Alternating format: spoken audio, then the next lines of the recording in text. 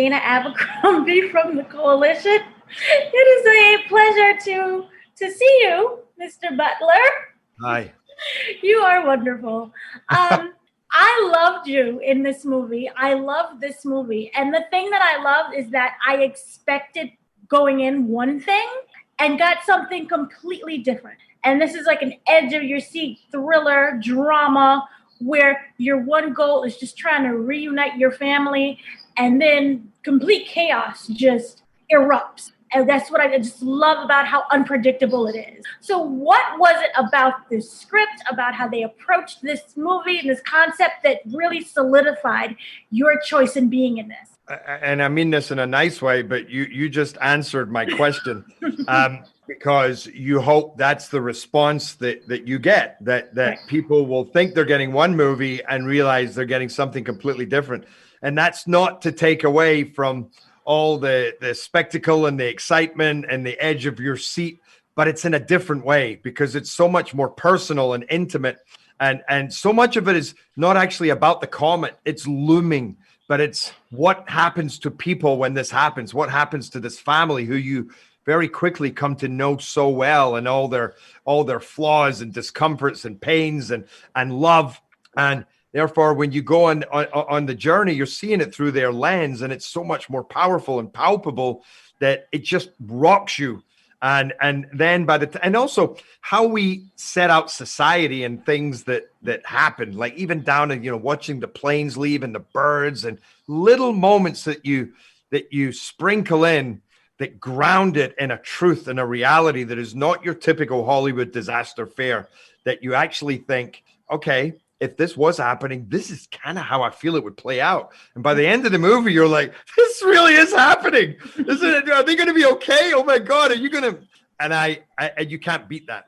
Now, as playing Jerry, what is it about his whole being that you feel as Gerard Butler you could take away from? Weird to say, but I kind of loved his normalcy. He's just a regular guy. He has a job. He's smart and he's talented, but he works away, and he's made mistakes and he's flawed and he hasn't gotten everything right. And now he's trying to atone. And I actually really appreciate his fearlessness, and that he comes to this kind of fork in the road where he has to decide, am I just going to stay on this direction, or am I going to try and make right for my misdemeanors and prove my love?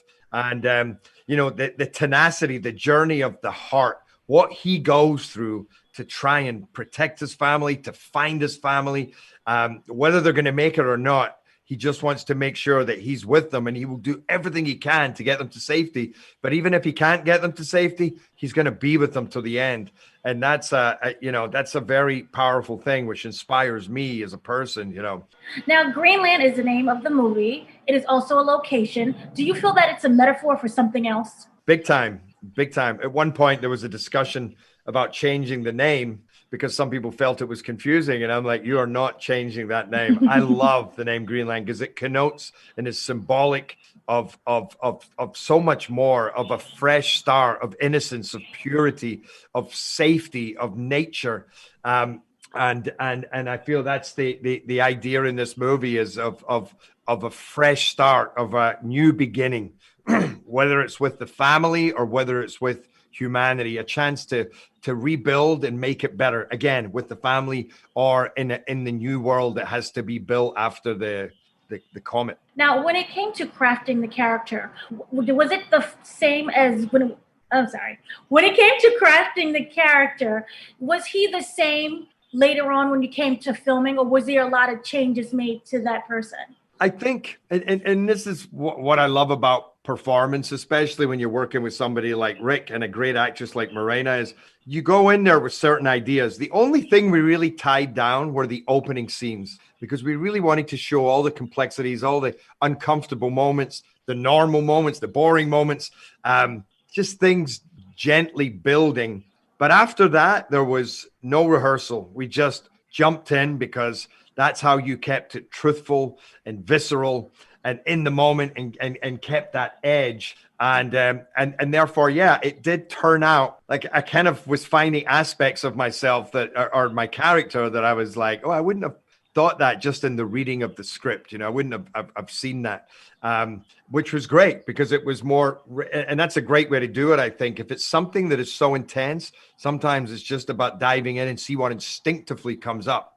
If I'd thought about that, I would have overthought that and it wouldn't have come out the same. It would have been more maybe a programmed response that I might have thought would have worked for this film.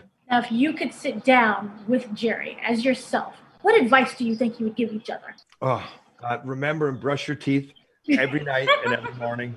No, I'm fine. I only need to do it once a day. You should change your t-shirt more often.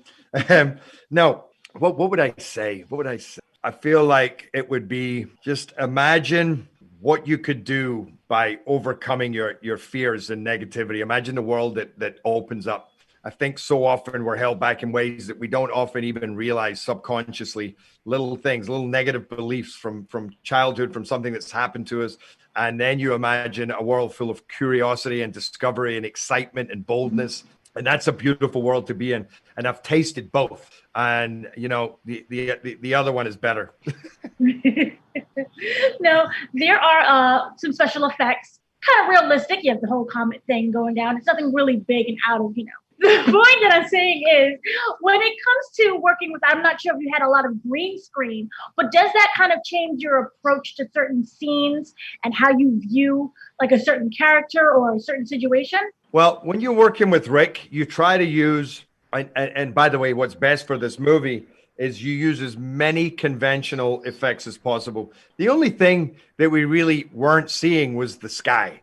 Okay. And there's only a couple of times when bits are actually approaching that, that you're having to pretend. But even in those bits, the impacts were real.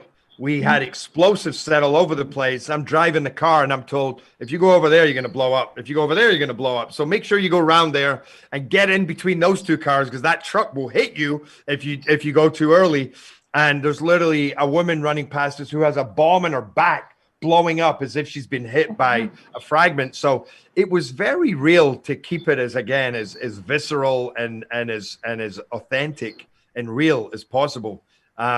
And then when you do green screen, that's just a learning experience. That started way back in 300 when I'm looking at armies of 1 million people and it's the back of a warehouse and you're like, oh, or looking over there, look, we're being followed. And you go, And then they say, look, a burning village. And you go, But I think a lot of it is trying to calibrate, create that in your mind and inside your body. And you don't underplay it and you don't overplay it, but you really try and feel the truth of it. And if you could describe Greenland in 3 words, what would you say? Relentless, overpowering, and beautiful. Very nice. Thank you so much for speaking with me. Thank you.